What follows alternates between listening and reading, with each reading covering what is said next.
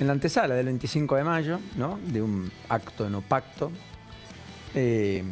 Y en la dinámica política argentina también, ¿no?, con la sorpresa de Milei en la rural, algunas definiciones económicas un poco más jugadas de las que venía teniendo, que vamos a desarrollar en un ratito y que vos hablabas hace instantes nada más también. Y después la preocupación por Misiones, que es un conflicto abierto, no zanjado, no acercaron posiciones hoy. Hoy hubo cortes de ruta por parte de los docentes en la ruta 12, 14, la ruta 13. La ministra de Seguridad, Patricia Bullrich, anticipó sanciones para los efectivos que cesen sus actividades. Es un tema provincial, dijo el Gobierno Nacional a través de Adorni y la propia Patricia Bullrich, el propio Milei, sin ir más lejos. Pero lo cierto es que la provincia está sintiendo el impacto. Es devastador lo que cuentan los empresarios del turismo, por ejemplo, José, porque está paralizado el mundo privado, también el público, entre el conflicto con los autoconvocados docentes, más los trabajadores de la salud, más los estatales, más los efectivos policiales y algún sector privado que también empieza a crujir a propósito de la merma en la actividad económica y la recesión, con impacto en las cuentas públicas de una provincia que no está pudiendo validar aumentos por arriba del 30%, según dicen las autoridades provinciales, a propósito de una caída en la recaudación de ingresos propios superior al 25%. Sí, esto en un contexto, Paulino, de mañana el Te Deum, de este acto no pacto. Me quedo con ese juego de palabras que es realmente muy redondo para definir lo que vamos a vivir mañana, con los cordobeses recibiendo, al menos los que militan a favor de Milei, con cierta algarabía y en un contexto en el cual se da también un debate entre, sobre todo, Juntos por el Cambio, lo que queda de Juntos por el Cambio a nivel de gobernaciones provinciales y también intendencias, donde empieza el juego del electorado. Entonces dicen, esto no me gusta el gobierno actual, pero mi electorado lo está viendo con buenos ojos, entonces mejor me callo. Y por otro lado, también empieza a aparecer el tema de la pelea de fondo, que es de fondos, jugando como usted hace con las palabras, donde no hay fondos si te peleas de fondo con el gobierno nacional, con un estilo de discrecionalidad que hemos visto en gobiernos anteriores, a los cuales este gobierno aparece como las antípodas en cuanto a lo discursivo, pero en eso tiene un pragmatismo Néstor kirchnerista. Hoy Pacerini, el intendente de la ciudad capital de Córdoba, que va a ser la receptora del presidente Milei mañana, encabezó el tradicional cambio de guardia en el Cabildo Histórico. ¿Y sabes qué? Estaba leyendo la frase que dijo cuando le preguntaron por la visita a Milei y dijo, sí, es muy valioso que venga el presidente, definitivamente dijo, pero al mismo tiempo le cuestionó la distribución de subsidios, sin ir más lejos. Chubut, confirmó Nacho Torres, que hoy estuvo con el Papa Francisco, dicho sea de paso, gobernador de Chubut, en el Vaticano, dijo que va a reclamar la percepción del subsidio al transporte porque dice que incrementó 50% el subsidio provincial para que no impacten las facturas, para que no lo paguen sus ciudadanos, pero dice que eso fue un recorte arbitrario contra natura y contra lo que un fallo de la justicia en principio de primera instancia decretó, vos te acordás, querido José, que era que cese ese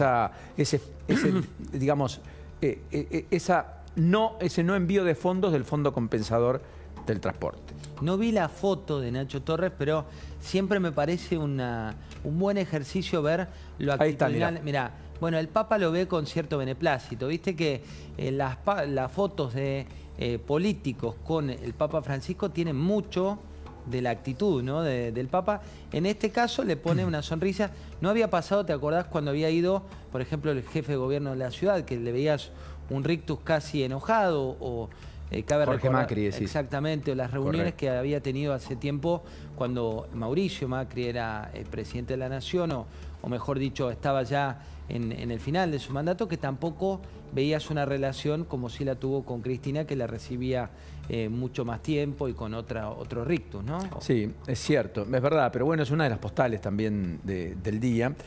Lo otro es lo de Kicillof, ¿no?, que salió a cruzar fuerte el gobierno nacional, creo marcando la idea de ser el principal adversario, opositor.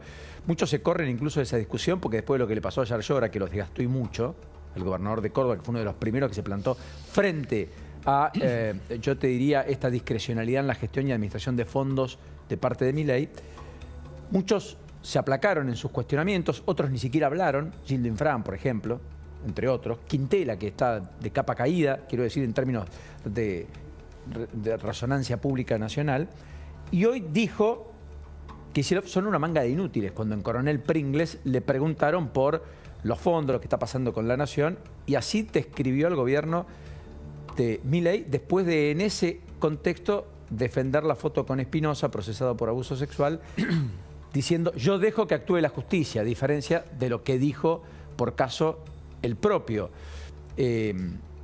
Javier Milei con Luis Majul respecto a Cristina Fernández de Kirchner, aunque después trató de recoger el guante y dijo, bueno, no me quiero anticipar a ningún fallo judicial. ¿Querés escucharlo de que hicieron? Porque tal vez es la primera definición respecto a lo de Espinosa que actrices argentinas, un colectivo muy heterogéneo, le venía pidiendo y reclamando, porque habló con los gestos, pero no desde otro lugar, cuando entregó patrulleros en La Matanza al propio intendente, junto a Verónica Magario, su vicegobernadora, y otra intendenta también de La Matanza. El bastión más importante del peronismo, vale la pena decir, y el que ha consolidado el poder desde el 83 hasta aquí de manera ininterrumpida. Esto dijo el propio Kicillof hoy, mirá.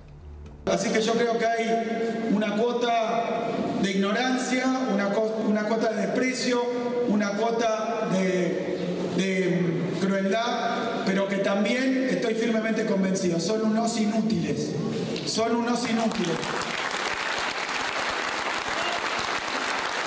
No pudieron ni nombrar los funcionarios que se ocupan de los créditos internacionales, una manga de inútiles, y lo dejan a la provincia de Buenos Aires sin un proyecto hermoso, importantísimo, así que tiene efecto, no es que pones el voto y después, bueno, a ver qué pasa, pasan estas cosas. Vos sabés, Paulino, que por vicio profesional, tanto a Milei como a Kicillof lo sigo desde hace muchísimo tiempo. No te hablo de afinidad ideológica, sino de convicción, porque uno fue ministro de Economía, lo entrevisté varias veces cuando fue ministro de Economía, el otro fue un economista crítico extremo, y es la única vez que se nota un odio verídico. Digo, hay mucho más que lo que uno ve a través de la pantalla. Digo, la historia de ellos dos siempre se plantearon como alter ego uno del otro, inclusive con las escuelas, a los que nos gustan las escuelas económicas y leer sobre los distintos autores, que es algo que a mí personalmente me apasiona ya desde la UBA de la Universidad de Buenos Aires. Los autores que sigue uno y genera cierto respeto para uno son los que el otro denota, pero de manera profunda. Entonces, de cara a una elección futura, claramente si al gobierno de Milei le va bien, bueno, la situación puede dejar fuera de juego a Kicillof. Si al gobierno de Milei económicamente le va mal, el péndulo de la economía argentina te lleva, lamentablemente digo porque odio los péndulos, al otro extremo, que sería un Kicillof que siempre estuvo más cerca del trotskismo que de los libertarios que tiene a Milei. Es apasionante lo que contás, porque efectivamente yo creo que ahí es genuino el choque. Y es un enfrentamiento de mutua retroalimentación que es novedosa, porque hasta acá la mutua retroalimentación de la política centralmente estuvo focalizada en Cristina Fernández de Kirchner y Mauricio Macri. La irrupción de Milei cortó el eje, corrió de la cancha a uno y eventualmente dejó más que en la banquina a Cristina. Y entonces emerge Kicillof como una alternancia posible en ese debate ideológico profundo que es una contracara entre unos y otros, independientemente de los matices que podamos tener o que puedan existir entre ellos. Ahora, esa lógica es conveniente a ambos. No necesariamente es la lógica de discusión de los problemas reales de la Argentina. Para nada. ¿No es cierto? Con lo cual, efectivamente, cuidado, porque eso puede retroalimentarlos a tal punto de generar centralidad excluyente, que solo la tengan ellos dos, o desgastarlos, hasta que aparezca un emergente que capitalice el desgaste de ambos. Pero hay una intención, ¿no?, de Milei ahora de subir a Cristina al podio de la centralidad, que tal vez le es más funcional, de Cristina de emitir ciertos mensajes, pero donde realmente pica y donde ves interés y donde hay estas declaraciones que vos planteabas recién de Coronel Pringles, donde ves también las visitas de un Kicillof a empresarios que nunca tenía buena llegada ni intención, el cambio de actitud con ciertos intendentes, la foto que mostraste vos hace pocos días, Paulino, con algunos gobernadores de Juntos por el Cambio, donde una ambulancia, donde hay pragmatismo de política explícita. Esto ya muestra una línea y una ambición que se nota con las manos ya puestas. Sí, antes de liberarte, dos temas. El correo argentino está sufriendo cierres varios, definitivamente. Hoy escuché la historia de un trabajador que era el único en Villa Traful, donde dijo, me jubilaron, fue mi último día. pero es bastante repetido. Creo que son unas 15 delegaciones del Correo en la Patagonia. En Córdoba los intendentes fueron los que cuestionaron esta decisión, dicen no conocen el territorio, cerraron también muchas dependencias. Efectivamente, en La Nación esta semana se publicó la idea de que iba a haber algo así como 7.000 despidos. Es así, son, según una nota que hizo Nicolás Balinotti, que cubre muy bien el tema sindical, dijo 7.000 de 17.000. Bueno, efectivamente ya empiezan a aparecer los rostros humanos de ellos. No digo que esté bien ni que esté mal, digo, está ocurriendo. También está ocurriendo que han pospuesto una semana más y dicen que es la última oportunidad para, digamos, aceptar el retiro voluntario en Telam. O sea, es que recién lo hablábamos con Luis, él me preguntaba, yo considero, y esto es su opinión, que hay excelentes trabajadores en Telam, por ejemplo, el área de seguridad usábamos muchísimo la información, fotografía, que a nivel nacional tienen un alcance tremendo. Digo, sí me parece, y esto es opinión, Paulino, que las generalizaciones, ¿no?, de época que también están de moda, pero no todos son ñoquis, hay gente que trabaja muy bien, hay familias que sufren mucho esta realidad y cabe la pena destacarla. Después uno puede decir, bueno, es viable tener una agencia pública, hay fondos para... Pero sí está bueno aclarar, y esto de nuevo repito su opinión, que hay mucha gente que trabaja muy bien. Comparto en un todo, José, no saco ni pongo ninguna coma, porque como todas las generalizaciones son malos, porque después, qué sé yo, tenés el caso Tecnópolis, ¿no?, que es otro de los temas del día, porque en Tecnópolis empezaron a ocurrir cosas también. Hubo desplazamientos en el día de hoy, es cierto, pero la verdad es que da la impresión que eso va a tener distintos eslabones de negocios que hay que ver quién los administra, concesiones, el gobierno aspira a recaudar más de 1.400 millones de pesos, hay que ver qué se hace, quiénes son los administradores. Yo pondría un poquito la lupa también ahí en cómo se están haciendo todas esas cosas, porque el gobierno ahí no tiene mucha licencia. Quiero decir, ahí tiene que ser implacable en términos de lo gestual, de la ejemplaridad y de la austeridad con la cual la sociedad atraviesa el dolor que el propio gobierno dijo que iba a atravesar porque no había otro, porque el ajuste había que hacerlo, porque había que pasar por esto, pero siempre teniendo en cuenta que lo que viene es un tiempo nuevo, mucho más transparente y efectivamente de mucha más ejemplaridad, esa que no se ha venido teniendo en la Argentina, que ha corroído la autoridad como ya conocemos. Recién veíamos las fotos, no sé si las viste, de lo que es el nuevo Tecnópolis rodeado por segmento privado, pero me parece interesante que vos lo que decís es hay que plantear el debate también en las asignaciones, en quiénes son los adjudicatarios, en cómo se asigna esto. El otro día en el debate en el cual Pose respondió en el Congreso Nacional, le hablaba un miembro de la Cámara de Unión por la Patria, le habló de Central Park una y otras veces. Después se confundieron con el Ital Park y en definitiva tiene que ver con esto, con el Super Park, una montaña rusa que ya la ves. La imagen es un poco bizarra, ¿no? Lo vemos porque es banco de imagen. Esto es real, ¿eh? Esto es el flyer real del Super Park, donde Tecnópolis pasa de ícono de ciencia y cultura, crédito de Lucía Pereira, periodista de La Nación, pasa de ciencia y cultura a estar rodeado por el circo de... un circo, Anima Circo, que es el de Mendoza, de Flavio Mendoza, y también por una montaña rusa que termina hackeando, en este caso, las desventuras de Samba. Querido José, te robé más tiempo del habitual. Te mando un enorme abrazo. Un placer, como siempre. Abrazo grande. Y acá nos reencontraremos, por supuesto, en la pantalla de La Nación Más. Un placer. Nos ponemos en marcha. Bienvenidos. Muy buenas noches. Todo el mundo sabe lo que significa Federico Sturzenegger. Viene colaborando desde hace un montón de tiempo con las ideas de la libertad. El presidente lo quiere incorporar a ser parte de su gabinete. No está definido todavía cuál va a ser exactamente la posición que ocupe. El presidente puede cambiar a los ministros en el momento que les parezca, y los ministros pueden decir, bueno, hasta acá, me parece que hasta acá cumplir una función. Han hecho una evaluación con todos los colegas, que es la propuesta que nosotros vamos a llevar ahora. Esperemos que el gobierno haga ese esfuerzo extraordinario para tratar de destrabar esta situación. Yo dejo actuar a la justicia. Nosotros somos la única provincia que tiene el Ministerio de las Mujeres, de Género. Mi posición en eso es muy clara. Mi presencia y mi visita a la rural es una clara señal de apoyo a este sector que es tan importante en la historia argentina y para el futuro del país. Estamos trabajando fuertemente para eliminar el cepo. Cuando terminemos de desactivar todas las bombas que nos dejaron los kirchneristas, va a haber tipo de cambio libre. Bueno, bienvenido formalmente. Buenas noches de viernes. Buenas noches, ¿Cómo estamos, Paulino? Lourdes? ¿Qué tal, Paulino? ¿Cómo andás? Fran, bienvenido. Las definiciones económicas las dio Milei hoy en La Rural. Totalmente. Una agenda o una visita fuera de agenda hasta hoy. Efectivamente, Llevado sí. por Nicolás Pino, supongo. Llevado por Nicolás Pino, personal. en un día trágico también para el campo por la muerte de Achetoni, del presidente de Federación Agraria en un choque. Eso fue recordado hoy por Nicolás Pino cuando lo visitó el presidente. Dijo, es especial que esté Milei acá, es un día triste para nosotros.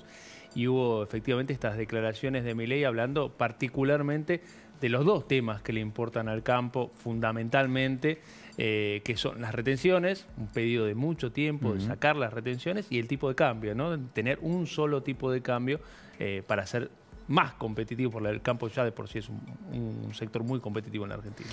Carlos Achetoni pierde la vida en un accidente de tránsito en el sur de la provincia de Buenos Aires, Sí. hombre de la Cerca de provincia de Mendoza. Cerca de Ameguino, correcto. Cerca de Ameguino, correcto, manejando un Clio. No, un palio. Un Palio, perdón. Palio. Un Fiat palio y se da contra un camión y queda... Por debajo, se introdujo debajo del camión tristemente. Muchos hablaron de el correlato, la ejemplaridad, hablando de ejemplaridad en el pase con José, con la que Carlos Achetoni transitó toda la actividad gremial en la Federación Agraria. Me recordó mucho a la muerte de Meoni. Mario Meoni, también en un accidente de También tránsito. fue de tránsito de noche. Y impactó contra un camión en una noche con lluvia. Él mismo manejaba, era el ministro de Transporte del gobierno de Alberto Fernández. Correcto. Hombre que fue intendente de Junín, cosa que ocurrió post-pandemia. Bueno, efectivamente las definiciones de Milei de todas maneras llegaron en un día donde el mercado pareció reaccionar favorablemente a la idea de reacción del gobierno frente a cierta parálisis en la gestión en algunas áreas, ¿no? Sí, totalmente. Igual yo todavía, fíjate que la definición de Milei, hoy teníamos la discusión en el diario sobre qué importancia darle, ¿no?, en los títulos a la definición de Milei sobre la quita de retenciones. Obviamente es un mensaje importante para el campo, pero no hubo precisiones y eso habla de cierta incertidumbre hacia adelante, primero con el cepo, y ahora vamos a hablar particularmente de una semana muy complicada para el dólar, más allá del día, de lo que fue hoy, que bajó el blue 60 pesos.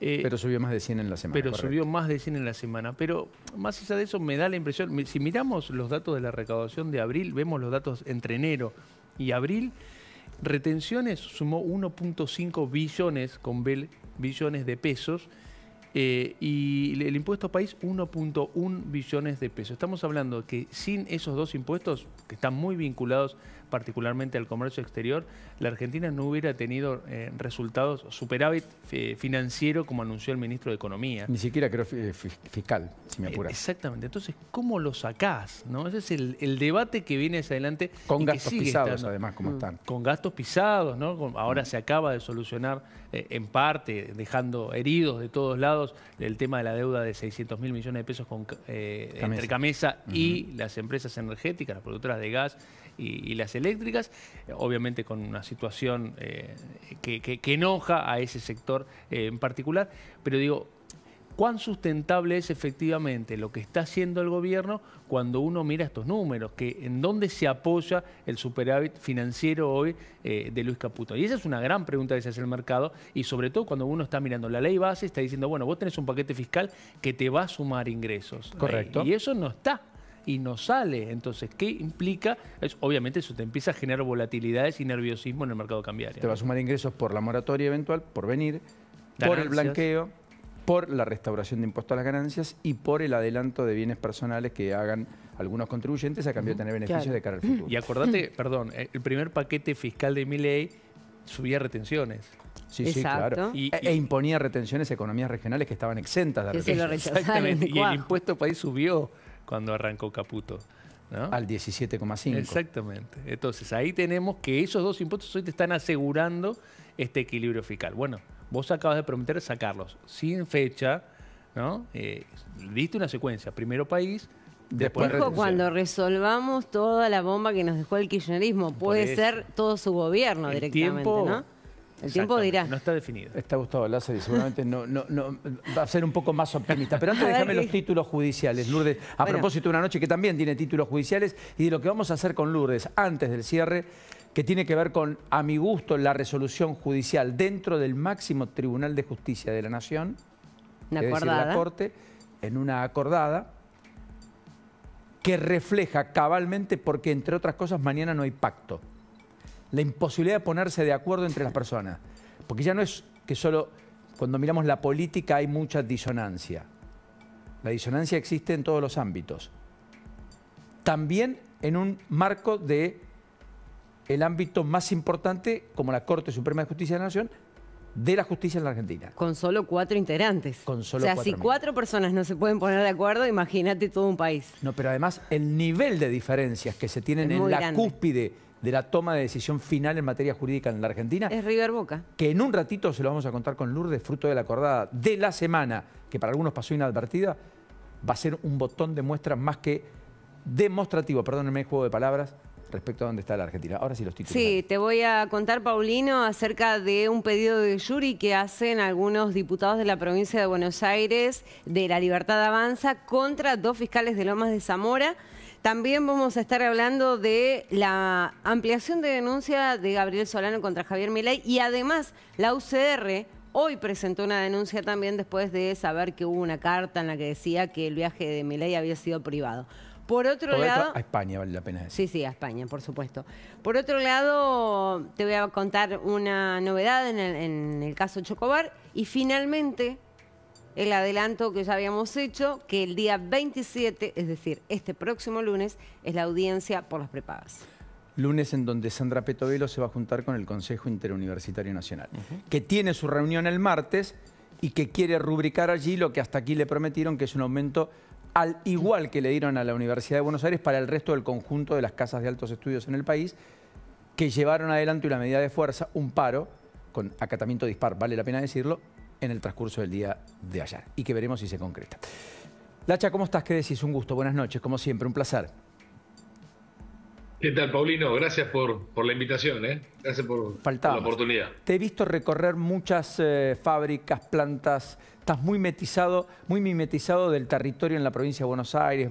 ¿Estás en el papel de candidato eventualmente o no? ¿Te gustaría? Qué tipo perspicaz, pero por supuesto que me gustaría. Estamos viendo, ¿no? Estamos viendo si nos da el cuero. No es fácil. No es una tarea fácil. Hay que ver, si nos da el cuero, tanteamos, pero lo más importante, no voy en rol de candidato, voy porque me gusta aprender y me gusta aprender y preguntarle a la gente qué le pasa en cada una de las producciones, ¿no? Esta vuelta estuve en Bolívar, con empresas lácteas, te encontrás cosas raras, te encontrás que una empresa argentina fabrica vacunas al igual que una multinacional y tiene un laboratorio que parece que estás en la NASA y estás en el Parque Industrial de Bolívar. Y me encontré, y otra fábrica que recorrí, una fábrica de muebles de tercera generación, segunda y tercera generación. No, es extraordinario. El mundo pyme es alucinante. Te digo, salís hinchado de felicidad y de esperanza porque lo que es capaz de hacer la gente es increíble. Y recién hablabas con Francisco y lo saludo, y a Lula también. Permitime, el suplente de los impuestos, del impuesto país, que estos son... Los impuestos tienen esa cosa de garrapata, ¿viste? Que vos los ponés y después se te ponen y parece que es como una enredadera que enredó todo el árbol y lo ahoga y no lo puede sacar. Y lo suplente de los impuestos es la baja de impuestos. Eso es lo que lamentablemente yo no quiero meter lío en la discusión porque respeto las gestiones que se están haciendo y el laburo que está haciendo el gobierno, pero la verdad, vos querés recaudar más, tenés que bajar impuestos. Lo ves cuando vas al parque industrial de un pueblo como Bolívar. Como Bolívar. Ahora, hay un punto. A veces menos es más. El suplente de los impuestos es bajar los impuestos, no tengas duda. Por eso, a veces menos es más. Esto aplica. Y lo hizo De la Sota con ingresos brutos, yo recuerdo en Córdoba, a comienzos de este siglo, y le dio muy buen resultado. Le había reducido 30% de ingresos brutos y la recaudación creció. Y eso aflojó y generó una mejora en el aparato productivo. Acá lo que tenemos es inflación, entre otras cosas también, de tasas, impuestos, salvoconductos, atajos permanentes. Mira, permitime, fue una gran pena que aquella oportunidad de la Sota no haya sido replicada en todas las provincias, ¿no? Quedó aislado y no se notó a nivel global porque quedó una provincia sola. Pero permitime dos datos que para eso son importantes. En la década del 90, más allá de cualquier crítica que podamos tener, con retenciones cero en soja, trigo, girasol y maíz, y tipo de cambio único, aún con toda la discusión de si el tipo de cambio era bajo y qué sé yo, del 1 a 1, la producción agropecuaria en 10 años creció 90%. Para que se entienda, por los porcentajes nunca se entiende un pomo, hicieron el sector agropecuario en 10 años casi lo que había hecho en los primeros 165. ¿Okay? Pasó de 35 millones de toneladas a 65. Entonces, el sector te responde con reglas de juegos claras. En la época de Macri, que bajaron a cero las retenciones durante 2 años y medio, 3, de trigo, trigo, girasol y maíz, no llegó a bajar la soja, bueno, bajó la retención de la soja, pero el tipo de cambio era único. Y también la crítica era que era tipo de cambio bajo. Esos 3 productos crecieron 20% en 4 años. Es decir, podía haber tenido el mismo derrotero que la década del 90. Entonces, a mí, yo no tengo ninguna duda que menos impuestos recaudan más, porque menos impuestos te va a permitir trabajar más y blanquear de golpe la economía. Te doy un dato porque para mí es muy importante. Hoy el 80%, 8 de cada 10 personas, ahí está, hace transacciones con celular. Los argentinos estamos tan locos de la cabeza que hacemos transacciones en negro con celular. Porque como los impuestos son inviables, las cosas las pagás de cualquier manera. Pero es así, es un dato objetivo. Entonces, vos hoy bajar a los impuestos, la recaudación se te blanquea de golpe. Y el que va es un gil. Ahora, bajar ese impuesto no es del 21 al 19, es hacer una nueva estructura tributaria. Porque lo que está es inviable. Cuando vos te das cuenta, vas a ver a las pymes y están bloqueadas por los impuestos, por la economía, el permiso, y en el caso por algunos sindicatos que están resarpados, como Atilra, como algunos rubros de camioneros, y ese tema hay que verlo, ¿no? Porque tampoco podés andar con mafias sueltas por toda la provincia de Buenos Aires. Ese tema hay que combatirlo hasta las últimas consecuencias. No quiero que Francisco no te pregunte esta noche. Sí, no, le quiero que sé, Lacha, ¿cómo andás? Yo te quiero preguntar, vos decís hay que bajar los impuestos. El presidente lo que dice, y no sé si vos confiás o no en su palabra, la de Luis Caputo, el ministro de Economía, es, bueno, para bajar los impuestos hay que bajar primero el gasto, porque si no desequilibrás la macroeconomía y terminás teniendo un problema grande. Y déjame hacerte una pregunta más, no te quiero hacer enojar, pero me acuerdo que vos en algún momento, cuando salió el DNU 70 en diciembre, estabas muy contento con la reforma laboral que después se frenó en la justicia. ¿Cómo ves el proyecto como quedó en la ley de bases y la dificultad que está teniendo el gobierno para impulsar esas reformas en el mercado laboral? Mirá, primero, rápido, el presidente dijo muy claro, primero arreglamos las finanzas, después la macro y la micro viene después. Yo respeto esa estrategia, me parece bien. Esto es independiente de bajar los gastos, porque los gastos hay que bajarlos porque hay gastos ridículos que no hay que tenerlos ni que tengas plata ni que no tengas plata. Hay un montón de gastos que no van, ¿ok? Pero para mí la verdad es que primero la micro, eso ordena la macro y las finanzas son las consecuencias. Pero es una diferencia de punto de vista y punto, la dejo acá. Permitidme sobre la ley laboral. Yo estaba como loco con la ley laboral del decreto 7023. Yo nunca había visto una ley, un proyecto tan completo. La Argentina te demostró que los sindicatos, viste, cuando hacen los sorteos tienen la bolilla más caliente y siempre le sale bien, ¿no? Y en 2 días le dieron un montón de patadas en términos de amparo por todos lados. Fue al Congreso, entró en la ley bases, pasó un filtro grande de diputados, se la esmeriló bastante, pero casi te diría que el núcleo que le pega fuerte a la industria del juicio pasó. Faltaron cosas muy importantes, la libertad de asociación, el tema de la cuota voluntaria, un montón de cosas, ¿no? El tema de los bloqueos, muy importante como para seguir. Yo le digo a muchos diputados, loco, ahora presente el proyecto antibloqueo aparte. Bueno, ahora está en el Congreso, en el Senado, y te digo el terror que tengo, porque no duermo, estoy esperando ese dictamen con mucho ahínco. Y quiero decirlo, te pido un minuto porque es muy importante explicar esto. Pichetto dijo: vamos a aprobar lo que venga del Senado como símbolo de buena voluntad. Más o menos estas son las palabras. Correcto. Ahora, si del Senado va a diputados con 4 o 5 renglones que te estropean la reforma laboral, por ejemplo, que no te elimine las multas y que las haga que las cobre el Estado, con lo cual en un juicio laboral, además de los abogados buitres, tenés la FIP, listo, chao, se acabó el empleo en la Argentina, olvidémonos de contratar a una persona, ¿ok? Es una palabra que pueden agregar y la revientan, como que el periodo de prueba no sea de 1 año para las mini pymes, sino que sea de 3 meses, otra barbaridad, como que se elimina la probabilidad del trabajador autónomo económicamente vinculado, que es muy importante, pues es la causa de los juicios, es esa zona gris de un tipo que no sabes que lo tomaste 2 días y el loco te hace un juicio como si hubiese estado 20 años, entonces el loco, digamos, sanamente, ¿no? Entiendo el concepto. ¿No? Esas pequeñas cositas que con letritas se estropea, hay que pasar el peine muy fino. Porque ¿qué puede pasar? Que el gobierno necesita sí o sí que salga la ley. Y si viene con esos vicios, sale la ley sin la reforma laboral, porque queda sin consistencia. ¿Okay? Entonces ahí me parece, y yo creo que la semana que viene o la otra vamos a escuchar esas palabras, que el gobierno, si peina la ley laboral, si peina la ley bases y la peina correctamente para que tenga el sentido central que tiene que tener, vamos quizás a tener vetos parciales. Ojo el piojo, ¿eh? Es probable. Porque el sentido de la reforma laboral es que venga sin la industria del juicio. Si vuelve con la industria del juicio, y bueno, loco, déjame el embrollo que tengo ahora, que borracho conocido es mejor que alcohólico anónimo. O sea, ya está.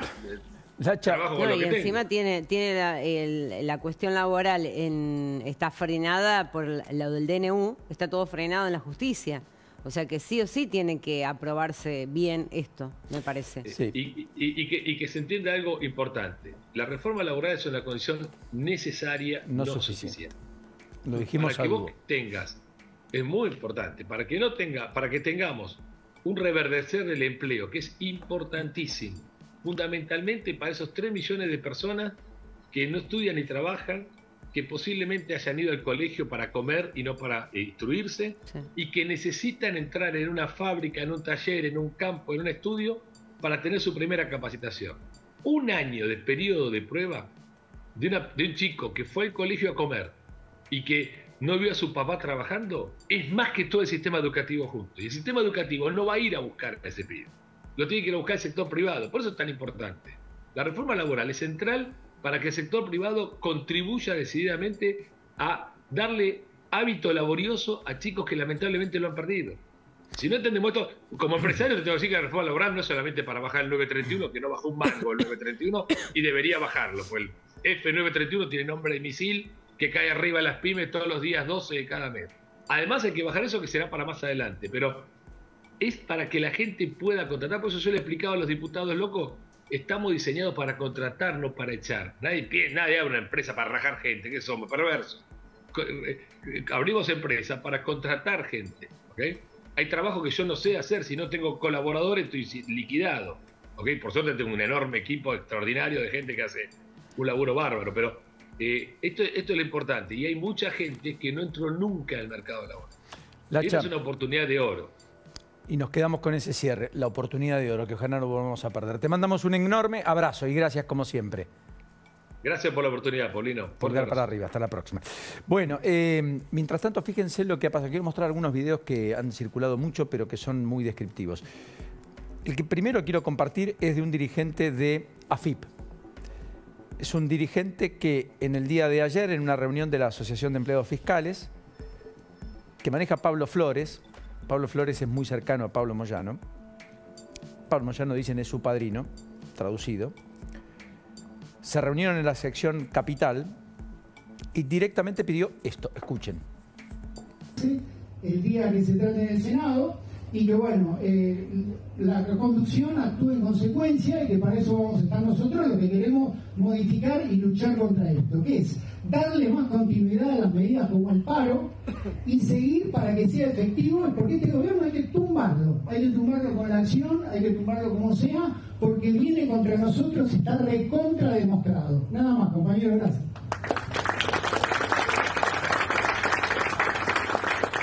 Tumbar al gobierno. Muy democrático, ¿no? Bueno, por supuesto que hubo un comunicado, naturalmente, del gremio que quiso salir a desmarcarse rápidamente porque la asociación efectivamente, como ven allí, Sí. dijo, somos una organización de la democracia. Y lo firman Mariano Dalman, secretario general, y Santiago Herrera Paz, secretario adjunto. Porque definitivamente esto era un dislate, un disparate. Papelón. Tal cual. Me hizo correr mucho a Viró, ¿se acuerdan? Cuando Sí. dijo Sí. que hay que echar a Macri, una cosa por el estilo, era, ¿no? En 2017, en medio de todo lo que estaba pasando en torno a las Sí. avenidas argentinas, la conducción de Isela Constantini y demás. Bueno, esta es una de las imágenes. La otra es la de Milei hoy. Una barbaridad esto, ¿eh? Que hay sectores que, por supuesto, no son la mayoría, pero que hay sectores que están dispuestos a todos. Y los ves. Hoy hubo una nueva marcha incluso sobre la Plaza de Mayo, de un sector que va creciendo en el reclamo popular, que tiene alta cuota de politización, muy vinculado al kirchnerismo, por cierto, etcétera. Pero en cualquiera de los casos, son sectores que empiezan a tratar de horadar la credibilidad del propio gobierno. Y encuentran un caldo de cultivo en algunas cosas. Por ejemplo, esta... ¿Podemos escuchar lo de Milei? Mirá. Si no llegara a fin de mes ya se hubiera muerto, digamos. No llega a fin de mes, presidente. Si no llegara a fin de mes estaría muriendo en la calle y se falló. Y bueno, si no llegara a fin de mes ya se hubiera muerto, digamos. No llega a fin de mes, presidente. Si no llegara a fin de mes estaría muriendo en la calle y se falló. Yo creo que es una definición del típico Milei candidato. En el Milei presidente, para poner en estos términos, hay mucho ruido. Porque hay sectores que están pasando muy mal y porque la pobreza está en el 60%. Totalmente. Que después no sea culpa de él, que es la herencia recibida, que parcialmente ella pueda endilgarle una parte de la sociedad al propio Milei por el salto definitivo del tipo de cambio y por el fogonazo inflacionario fruto de liberar precios y haberlo hecho de ese modo y no de otro, qué sé yo. Ponele. Pero independientemente de eso, la definición da una cuenta de una insensibilidad muy alta. Sí. Por lo pronto podría haber elegido 1000 caminos distintos. En un contexto donde además cada vez uno ve personas en situación de calle de manera creciente, no solo en la ciudad de Buenos Aires, sino en distintos lugares. No, y los datos sociales, bueno, vos lo mencionabas, lo de pobreza, ¿no? Pero tampoco el empleo hoy está acompañando al gobierno, tampoco el tema salarial, ¿no? Digo, cuando uno piensa en el bolsillo, por ejemplo, mira, en el primer trimestre recién estaba repasando los datos, el empleo registrado, el empleo privado, el empleo de calidad, perdió salarialmente un 14%, en términos reales estamos hablando, el empleo público un 24%, y si vos mirás los informales, la mitad de la Argentina trabaja en negro o es cuentapropista, 40% de caída real del salario. Eso habla de fuerte, la recesión, ¿no?, que atraviesa la Argentina, exacto, la caída en los niveles de actividad económica, que algunos empiezan a visorar habría tocado fondo entre marzo y abril. Ejemplo, supermercados cae 9,8%, pero crece 0,1% respecto a febrero. Orlando Ferreres habla de una caída en la industria de ¿cuánto? 9,8% interanual, es la foto. La foto, pero respecto al mes previo... Y respecto al mes previo, habla de una suba del 0,7%. 0,7%. Todo casi imperceptible, pero sería el piso. Y claro, hay precios que están subiendo en los supermercados. De vuelta. De vuelta. Porque yo había no sé una si inercia tiene que ver, por a la eso, baja, venía a la baja, yo que compro a diario, sí, venía a la baja y de golpe esta semana empecé a ver que varios precios comenzaron a subir. Que inflación hay, lo que hay es una desaceleración de la inflación. El tema es cuánto suben, si suben un poco menos o no. Igual habló de 1,3 semanal en alimentos. 1,3 semanal en alimentos, quiero decirles, arriba del 5 mensual.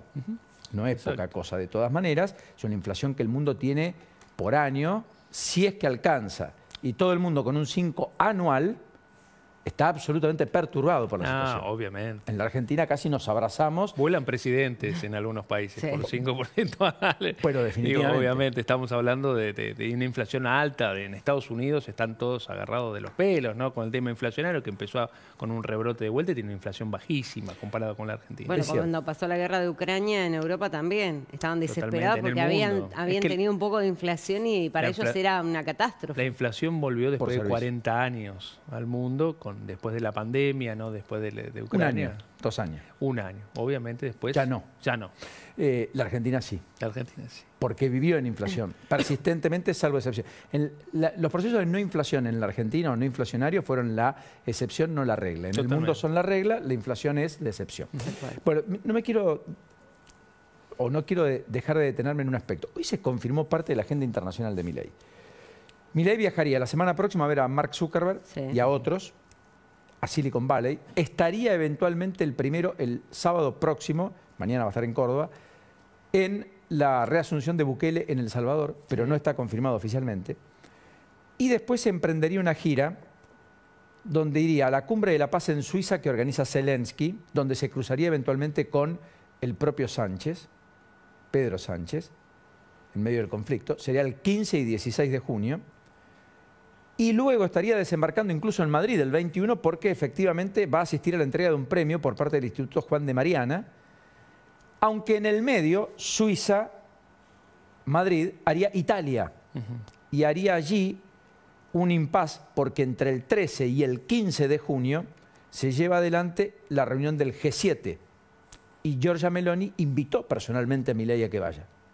Con lo cual Milei estaría al menos a mitad de junio, probablemente otra semana fuera de la Argentina, buscando ese perfil, yo creo, de presencia histriónica, por cierto, que Milei entiende le puede depositar confianza, inversiones y poner a la Argentina en la góndola del mundo para que muchos vengan a buscar sus productos y eventualmente a capitalizar inversiones.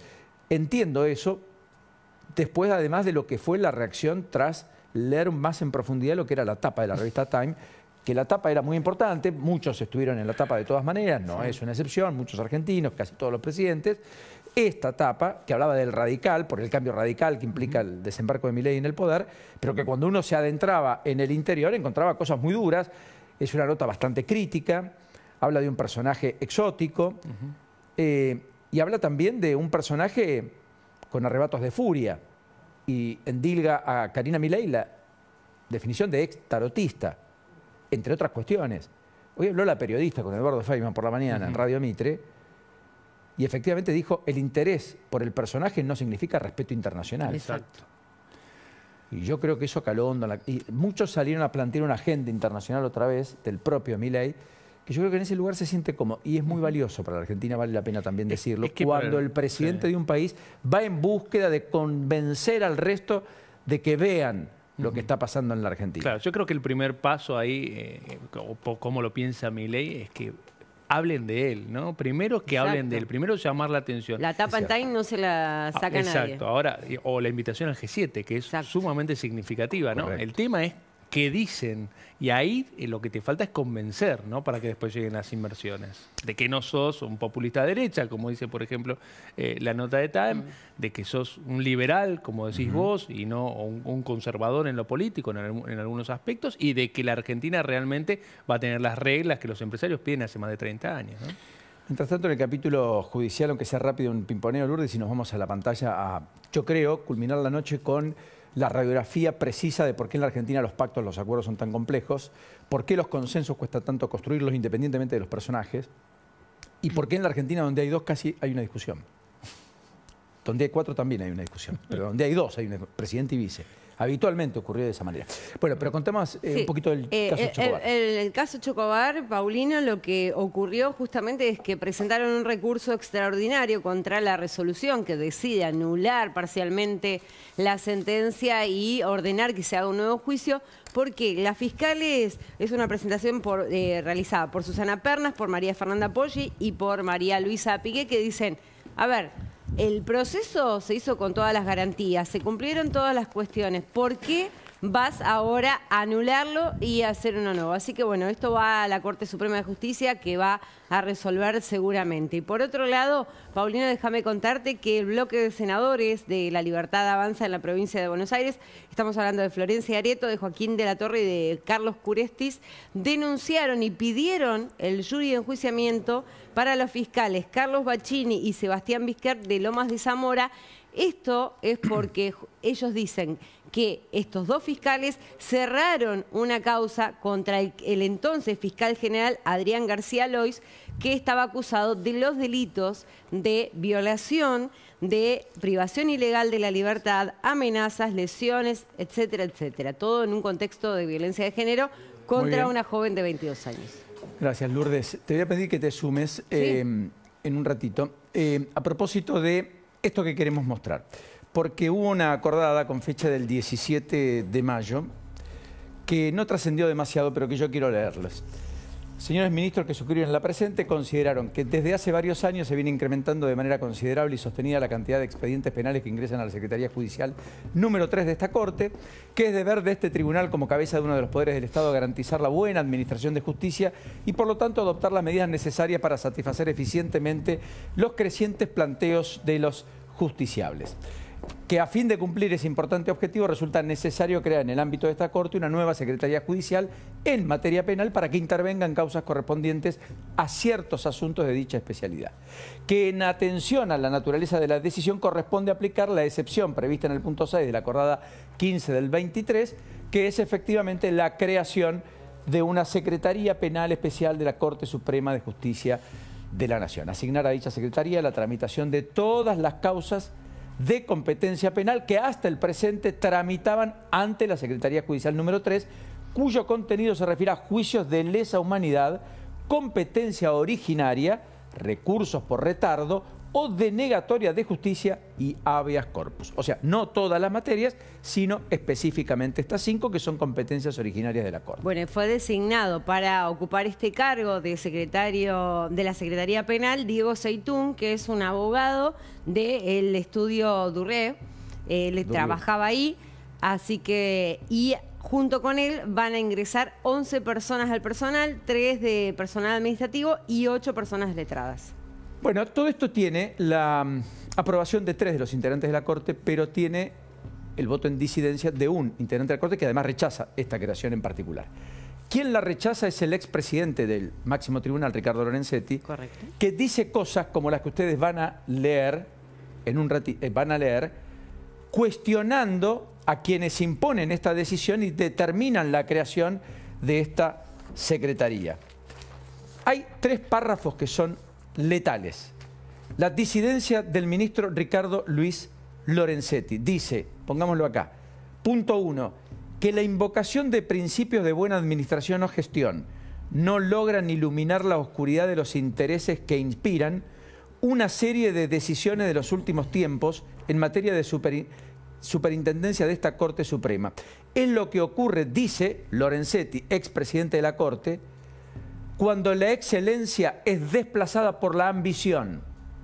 Lorenzetti está diciendo que la excelencia, Rosati la dejó de lado por la ambición. Pongo nombre y apellido. Lamentablemente considero necesario ponerlo de manifiesto porque la obligación de un magistrado es con la sociedad y además con los próximos colegas que integren este tribunal. No es menor. Que no es grato y siento verdadera tristeza por el estado de situación de esta Corte, dice Lorenzetti, Corte que integra, expresidente, respecto a la Corte y cómo la preside y la lleva adelante el actual presidente Rosati. Expresión utilizada por los jueces Breyer, Sotomayor y Cano. Sí, de Estados Unidos. Sigamos avanzando. Sigamos avanzando y miren más abajo. Que la Constitución ha conferido a la Corte Suprema la trascendente misión de sostener la independencia del Poder Judicial y proteger los derechos de los ciudadanos.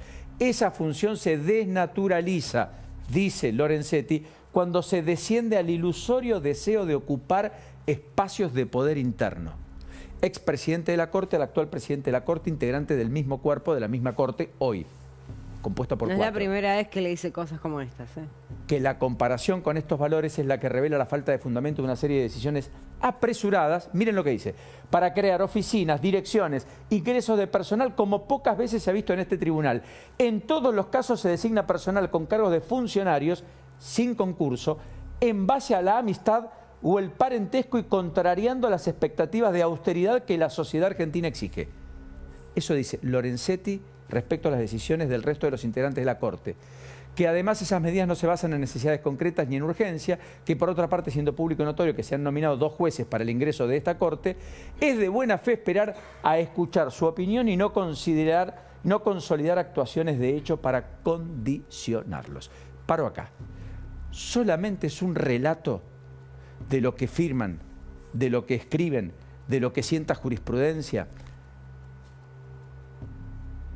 Puertas adentro, en la cúspide, en la cabeza del Poder Judicial, integrantes del máximo tribunal, en una batalla campal. Sí, que viene desde hace un tiempo atrás, cuando Rosati asume la presidencia de la Corte Suprema de Justicia de la Nación. A partir de ahí es como que se abrieron las aguas y cada uno está por su lado. Y dicen los cercanos a la otra parte de Lorenzetti, que Lorenzetti se queja porque en esa secretaría... Estaba una persona de su confianza. Estaba una persona de su confianza, entonces... Exacto. Al crear una secretaría y correrlo, pierde poder, pierde peso específico. Correcto. O sea, en la Corte están batallando no como cortesanos, sino como el mayor barro al que la política puede ingresar en algún momento. A ver, yo creo que así como en su momento se habló, vos te acordás durante el gobierno de Alberto Fernández que querían hacer una ampliación de la Corte. Sí. Bueno, yo creo que no es necesario hacer una ampliación de la Corte, pero sí la creación de distintas secretarías. ¿Por qué? Porque los cortesanos no tienen la especialidad en todas las materias. Efectivamente. Y hay materias que son de mucho interés para cada una de las partes. De los litigantes. Por ejemplo, seguridad social, importantísimo, los jubilados. Después tenés civil y comercial, las quiebras, bueno, todas las cuestiones empresariales.